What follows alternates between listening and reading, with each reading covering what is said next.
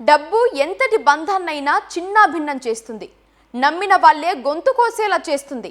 ప్రాణ స్నేహితులను కూడా బద్ధ శత్రువులుగా మారుస్తుంది. బాపట్ల జిల్లా చీరాలలో జరిగిన ఘటనే అందుకు నిదర్శనం. నిన్నటి వరకు బాగానే ఉన్న వాళ్ళు లెక్కల దగ్గర తేడా వచ్చేసరికి కత్తులు దూసుకున్నారు. ఈ ఆధిపత్య పోరు చివరకు ఒకరి ప్రాణాన్ని బలి తీసుకుంది. వారి మధ్య విభేదాలకు గల కారణాలేంటి? అసలు ఐటీఐ కాలేజీలో ఆ రోజు ఏం జరిగింది? ఆ మీటింగ్ రూమ్ రక్తసిక్తంగా ఎందుకు మారింది? బాపట్ల జిల్లా చీరాల మండలం ఈపూరుపాలెంలో 2012లో బ్రహ్మనాయుడు ఐటీఐ కాలేజీ ఏర్పాటైంది. Sattar educational and development society తరపున షేక్ అబ్దుల్ సత్తార్ ఈ కాలేజీని స్థాపించారు. అయితే షేక్ హుస్సేన్, కుక్కా బీరయ్య, నాతాని అశోక్, కొమ్మనబోయిన ఘనరాజమౌళి, ఎంవివి ప్రసాదరావులు ఇందులో భాగస్వాములుగా ఉన్నారు. సొసైటీ అధ్యక్షుడిగా, కాలేజ్ ప్రిన్సిపల్గా సత్తారుండేవారు. కానీ ఆర్థిక వ్యవహారాల్లో అన్నీ తానే వ్యవహరించటం, భాగస్వామ్యులకు లెక్కలు చెప్పకపోవటంతో విభేదాలు వచ్చాయి.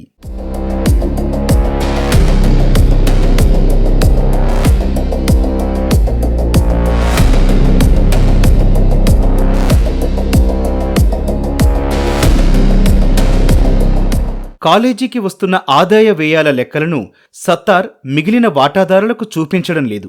దీంతో భాగస్వాముల మధ్య విభేదాలు తారాస్థాయికి చేరాయి. చివరికి అందరూ కలిసి ఒక కఠిన నిర్ణయం తీసుకున్నారు.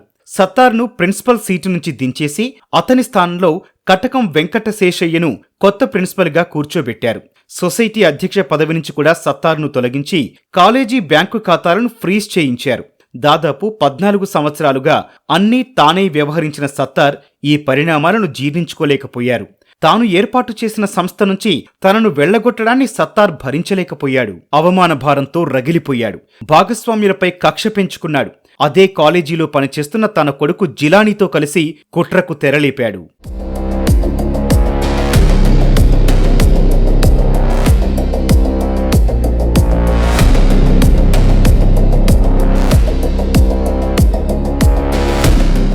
ఈ నెల 12న ఐటీఐ కాలేజీలో వాటాదారులంతా సమావేశం ఏర్పాటు చేసుకున్నారు. పక్కా ప్లాన్తో సత్తార్, జిలానీ అక్కడకు వెళ్లారు. సమావేశం జరుగుతున్న గదిలోకి వెళ్లి వారితో గొడవ పడ్డారు. తమ వెంట తెచ్చుకున్న కత్తితో కొత్త ప్రిన్సిపల్ శేషయ్యను పొడిచారు. దాడిని అడ్డుకోవటానికి కాలేజీలో భాగస్వామిగా ఉన్న షేక్ హుస్సేన్ ప్రయత్నించాడు.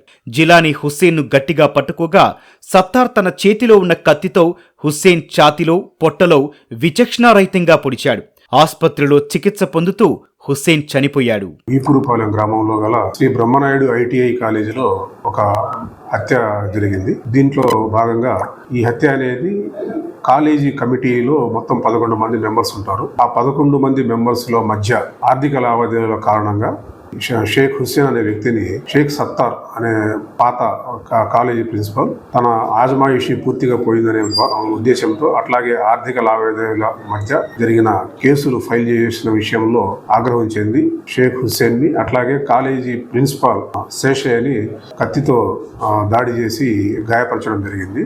వీళ్ళలో ఈ తీవ్రంగా గాయపడిన వాళ్ళలో షేక్ హుస్సేన్ ఈ కమిటీ మెంబర్ అయిన ఈ షేక్ హుస్సేన్ అనే చీరాల గవర్నమెంట్ హాస్పిటల్లో చికిత్స పొందుతూ అదే రోజు చనిపోయారు. అట్లాగే శేషయ్య కాలేజీ ప్రిన్సిపాల్ ని గుంటూరులో ఒక కిమ్స్ హాస్పిటల్లో ట్రీట్మెంట్ తీసుకుంటా ఉన్నారు. ఈ హత్యకి ఆర్థిక లావాదేవీలే పూర్తి కారణం. ఈ రోజు వాళ్ళని అరెస్ట్ చేసి కోర్టులో హాజరుపరుస్తాం. ఈ ఘటనపై కాలేజీలో భాగస్వాములిచ్చిన ఫిర్యాదుతో చీరాల గ్రామీణ పోలీసులు కేసు నమోదు చేశారు. చీరాల రూరల్ సిఐ సుధాకర్ రావు, ఈపూరుపాలెం ఎస్ఐ రామంజనీయులు క్లూస్ టీంతో కలిసి దర్యాప్తు చేపట్టారు. ఈ నెల 16న చీరాల ఆటోనగర్ సమీపంలో సత్తార్, జిలానీని పోలీసులు అరెస్టు చేశారు. వారి నుంచి హత్యకు వాడిన కత్తిని, రక్తపు మరకలున్న దుస్తులను స్వాధీనం చేసుకున్నారు. హత్యకు వాడిన ఆయుధాన్ని నిందితులు ఆన్లైన్లో కొనుగోలు చేసి తెప్పించుకున్నట్లు పోలీసులు గుర్తించారు.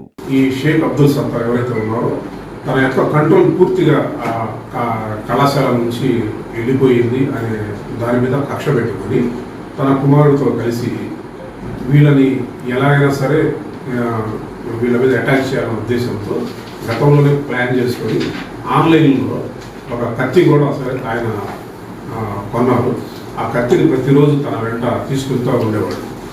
ఆ రోజు 12వ తేదీన ఈ షేక్ అబ్దుల్ సత్తార్ ఎవరైతే ఉన్నారో ఈయన వెళ్ళి ప్రిన్సిపాల్ ఛాంబర్లో కూర్చోవడం జరిగింది. ఆగ్రహం చెంది తన యొక్క ఆజమాయిషీ కళాశాల మీద పూర్తిగా పోయిందనే దాని మీద తన కుమారుడితో కలిసి ఎవరైతే తనను క్వశ్చన్ చేయడానికి వచ్చిన ప్రస్తుత ప్రిన్సిపాల్ శేషయ్యని, అట్లాగే సొసైటీ మెంబర్స్లో ఒకరైన షేక్ హుస్సేన్ మీద కత్తితో విచక్షణారహితంగా దాడి చేసి పొడవడం జరిగింది. తర్వాత తీవ్రంగా గాయపడిన శేషయ్య ప్రిన్సిపాల్ గారిని ఇంకా మెరుగైన చికిత్స కోసం గోరంట్ల హాస్పిటల్కి తీసుకెళ్లారు.